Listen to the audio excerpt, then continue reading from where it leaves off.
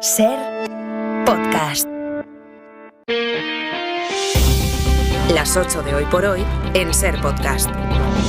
Hola, muy buenos días. No se ha pasado página todavía, ni deberíamos hacerlo, a las inaceptables palabras de Santiago Abascal desde Argentina, advirtiendo a Pedro Sánchez de que acabará colgado de los pies por el pueblo español. Una frase muy gráfica sobre el fin de algunos dictadores, como Mussolini. Lo que dijo el líder de la ultraderecha española no se debe al fragor ni al ambiente que encontró en Buenos Aires por la toma de posesión de Milei. Es una idea consecuente con la imagen que Vox transmite del gobierno de Pedro Sánchez, una dictadura encabezada por un tirano, una idea no muy alejada de la que algunos miembros del ala más dura del PP también repiten. Que no fue una ocurrencia lo demuestra que ayer, ya desde la prenavideña España, el portavoz del partido, Ignacio Garriga, volvió a repetir la misma tesis. Al rival político hay que aniquilarlo físicamente, acabar con él. Unas palabras inadmisibles en una democracia consolidada que tiene sus reglas. Y la principal es que al rival político se le vence en las urnas o tejiendo las mayorías necesarias para apartarle del poder. A quien no le guste que Sánchez gobierne deberá esperar a una nueva convocatoria electoral y entonces intentar ganarle. Así funcionan, afortunadamente, la democracia, y por obvio que sea, parece que no está de más repetirlo. Lo que no sea esto es no solo profundamente antidemocrático, sino altamente peligroso. Y no, para pronunciar este tipo de aberrantes argumentos no puede uno ampararse en la libertad de expresión que, por cierto, en una dictadura sería totalmente impensable. Las palabras de Abascal son inaceptables en democracia y la condena por parte del resto de actores políticos debe ser contundente y sin ningún tipo de pero. Porque lo dicho por el líder de la ultraderecha no se puede comparar con nada de lo dicho por nadie dentro del marco democrático. No puede transformarse la condena en un "y tú más", porque después de haber amenazado con colgar al presidente del gobierno de los pies, no hay más. Este es el ambiente previo al debate esta tarde en el Congreso de la ley de amnistía, el primer debate sobre la polémica ley en el marco que establece la Constitución, el Parlamento. Es ahí donde deben debatirse las cosas, es ahí donde se deben dar los argumentos a favor o en contra. Y cuando la ley salga de ahí, apoyada o no por la mayoría que consiga el gobierno, a esta democracia todavía le quedan mecanismos para asegurar que nada va a vulnerar el Estado de Derecho. Esta es la grandeza de la democracia y el valor de las instituciones, las mismas que muchos cuestionan o erosionan con sus palabras. Afortunadamente, ellas resisten. Ángeles Barceló. El señor Abascal ha recordado la suerte de muchos dictadores y eso algunos le llaman odio, pero no, eso no es odio, eso es historia. Eso es historia. Miren, las hemos condenado inmediatamente después de haberlas conocido y aprovecho para volver a hacerlo, ¿no? Estas palabras van en la misma línea que el presidente Sánchez de construir un muro en España, un muro de las dos Españas. Graves. Si demuestran algo es que el auténtico peligro que estamos afrontando las democracias, no solamente en España, en Europa y en el mundo, es esta internacional ultraderechista que está poniendo y señalando a aquellos que no piensan como ellos.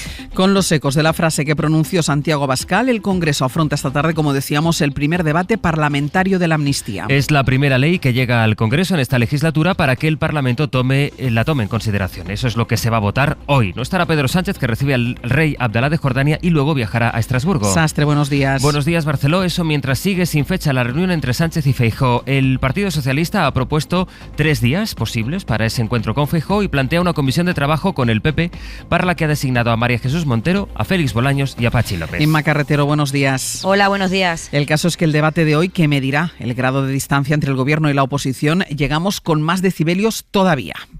Así es, la Moncloa ayer llamó al equipo de Feijóo para poder defender hoy en la tribuna con argumentos que están por el acercamiento. La estrategia es retratar a un Partido Popular que no asume los resultados electorales frente a un gobierno que busca soluciones a los problemas complejos.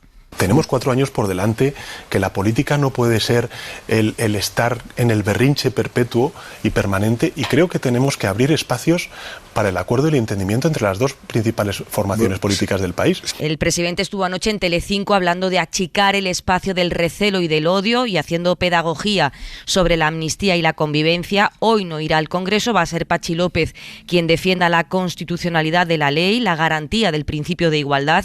Eso aseguran en el Grupo Socialista. Socialista, y también pondrá el acento en el contraste de la política de Sánchez en Cataluña y la del Partido Popular, con sus únicos aliados de la ultraderecha de Vox, frente a los 8 partidos que previsiblemente van a respaldar la amnistía con una amplia mayoría de 178 votos. El debate va a arrancar a las 3 de la tarde sin los negociadores Bolaños y Montero, porque se tienen que someter a esa hora al control del Senado dentro de la ofensiva total del Partido Popular. Inma, gracias. A vosotros. Sirvió para ver la distancia entre el Gobierno y las comunidades del PP la reunión de ayer del Consejo de Política Fiscal y Financiera. El PP rechaza que las autonomías tengan que cuadrar sus cuentas, ajustándose a un déficit máximo del 0,1%. Y puede vetarlo en el Senado. Si lo hiciera, las comunidades se verán obligadas al déficit cero. Hacienda promete más recursos, niega un trato preferente con Cataluña. No ha habido ninguna reunión bilateral de modelo de financiación autonómica o que tenga que ver con la financiación autonómica en Cataluña. Pero es precisamente por las negociaciones con Cataluña por donde incide la consejera andaluza Carolina España. Y lo que se pone de manifiesto es que cuando hay acuerdos bilaterales se está rompiendo la igualdad de todos los españoles y se está rompiendo el principio de solidaridad entre todas las comunidades autónomas. Mariela Rubio, buenos días. ¿Qué tal? Muy buenos días. Será el propio Feijóo el que suba esta tarde a la tribuna para oponerse a la amnistía. Sí, ya afean desde Génova la ausencia de Sánchez. Tendría que defender él mismo la amnistía y, sin embargo, ni siquiera estará en el Congreso.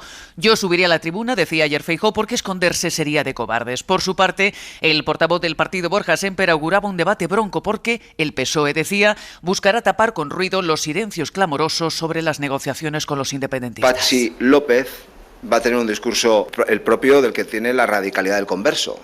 Hacer mucho ruido, emponzoñar más el debate.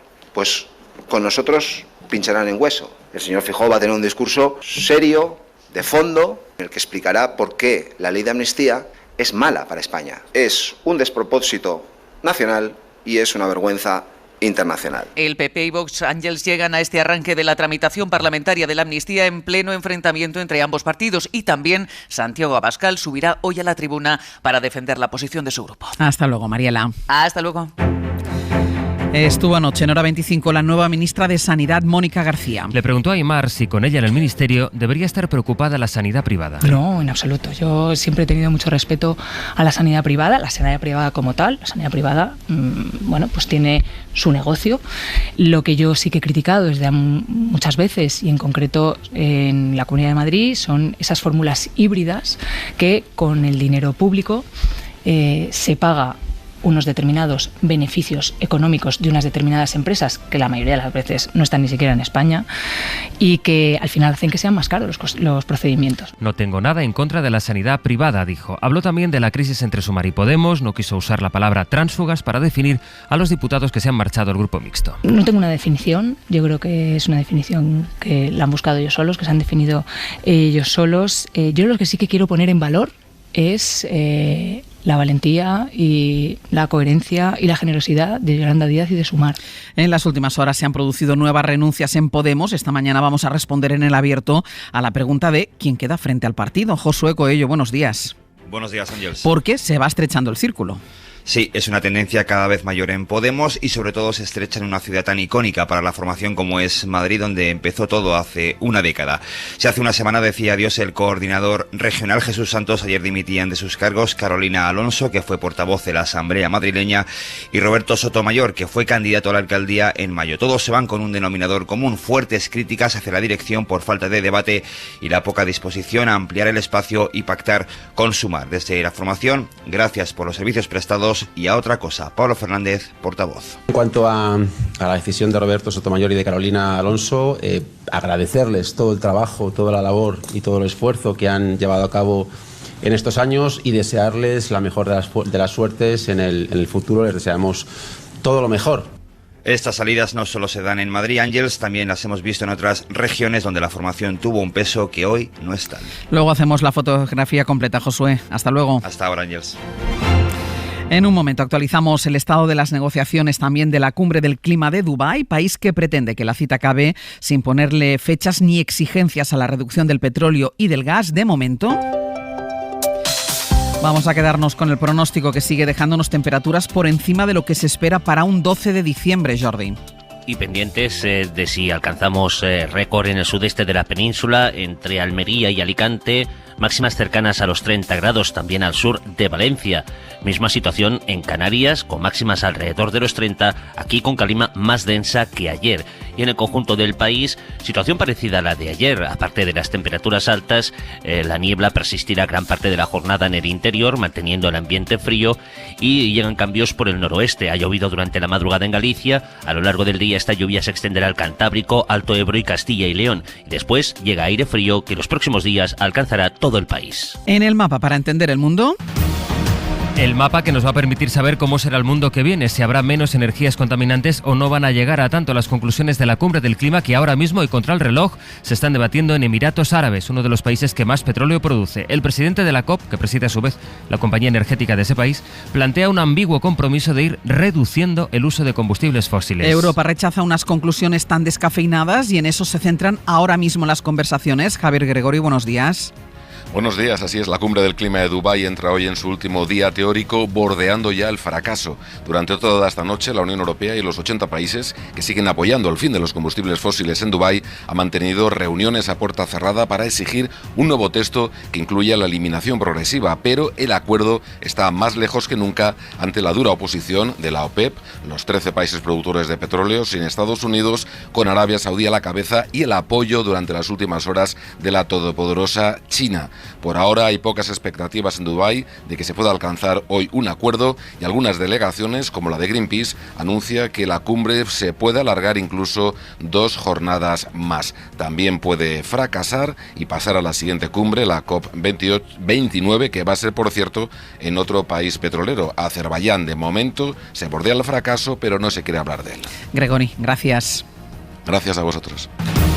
La ONU apremia un acuerdo en la cumbre contra el clima y clama, entre tanto, para que haya un alto el fuego en Gaza. Alto el fuego que Estados Unidos ya saben que vetó precisamente allí, en la ONU, la semana pasada, aunque esta madrugada. Dice Joe Biden en la Casa Blanca que él tiene diferencias con Netanyahu pese a la buena relación que tiene con Bibi, decía desde hace años. Sobre el terreno siguen los ataques israelíes mientras la ONU teme una crisis de refugiados. Pablo Morán, buenos días. Hola Ángels, buenos días. Hoy de hecho se reúne la Asamblea de las Naciones Unidas con ese temor sobre la mesa. Se reúne en convocatoria extraordinaria por segunda vez desde el inicio de la guerra y en respuesta a ese veto de Estados Unidos al alto el fuego. Lo que decida o vote no será vinculante, pero será un gesto de presión hacia quienes se resisten a parar esta guerra, en opinión de Marta Santos, abogada experta en derechos humanos que ha trabajado con la ONU. El pasado nos dice que la movilización de la opinión pública y la presión que Estados amigos pueden tener una influencia que esperamos pueda concretarse en una interrupción de las hostilidades en un futuro muy próximo. Sobre el terreno, Israel dice tener rodeado los últimos bastiones de Hamas en el norte de Gaza mientras siguen los combates y la desesperación en el sur, representada hoy en la voz de esta doctora palestina de Médicos Sin Fronteras.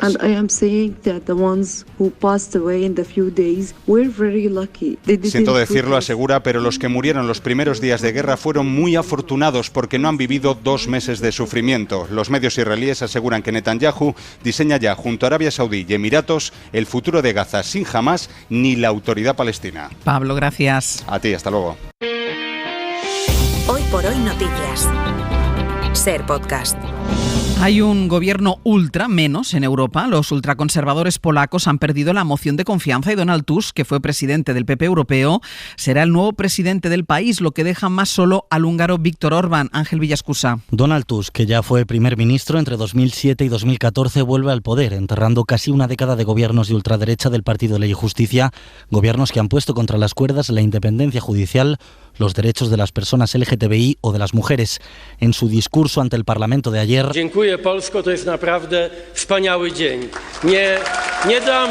quiso agradecer a los polacos por un día maravilloso, no solo para él, sino para todos aquellos que han creído durante muchos años que las cosas podían ir a mejor, que se podía ahuyentar la oscuridad y que se podía ahuyentar el mal. En su investidura, Tusk ha recibido los votos de otros 3 partidos, además del suyo, del PP, también de los liberales y de los socialdemócratas, con quienes va a formar una coalición europeísta cuyos ministros se van a anunciar previsiblemente hoy. Si todo sale como marca la agenda, el nuevo gobierno tomará posesión el miércoles, con lo que Tusk podría asistir a la reunión del Consejo Europeo que se celebra en Bruselas el jueves.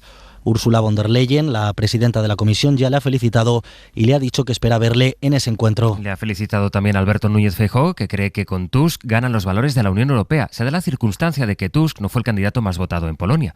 El PP dijo en su momento que la situación de ese país, por la que se felicita, no tiene nada que ver con el caso español, porque en Polonia sale fortalecida la Constitución, según el PP, no como ocurre en España. En Rusia, el líder de la oposición a Putin, Alexei Navalny, ha desaparecido de la cárcel en la que estaba encerrado desde 2022. Sus abogados denuncian que no saben dónde está y que no figura en el registro del centro penitenciario. Navalny fue envenenado en 2020 y ahora cumple una sentencia de 30 años de prisión por extremismo político. La noticia de su desaparición llega pocos días después de que Putin anunciara su candidatura para las elecciones de este marzo. Y en España, un estudio del Centro de Políticas Económicas de SADE certifica que los alumnos de familias más pobres repiten 4 veces más que los de las familias con más recursos, con el mismo nivel de conocimiento. Adela Molina. España se mantiene en el podio internacional de la repetición. Es el tercer país de la UE, el cuarto de la OCDE, con más repetidores antes de los 15 años, un 22%, aunque en 2018 la tasa llegaba al 29%.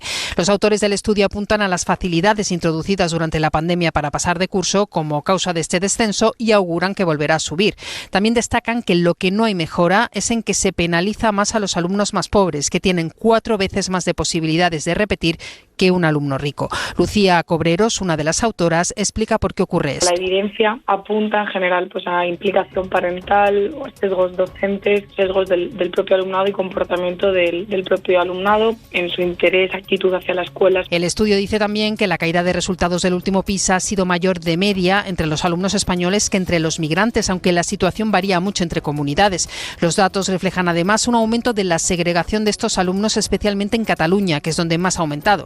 Los autores proponen, entre otras medidas, las tutorías personalizadas, jornadas escolares amplias y más orientación para mejorar la igualdad de oportunidades en la escuela. En la agenda para este martes, en Estados Unidos, Joe Biden recibirá a Volodymyr Zelensky en la Casa Blanca después de que los republicanos bloquearan la ayuda que Ucrania necesita para la guerra contra Rusia. Y en España, antes lo citábamos, está aquí en España el rey Abdalá de Jordania. Va a ser una visita de trabajo que incluye un encuentro con el rey Felipe VI y con el presidente del gobierno, con el que tiene previsto abordar la situación de la guerra en Gaza. Y en 10 minutos el abierto. Hoy junto a Elena Pisonero, Eduardo Madina y Víctor Lapuente. Para no perderte ningún episodio, síguenos en la aplicación o la web de la SER, Podium Podcast o tu plataforma de audio favorita.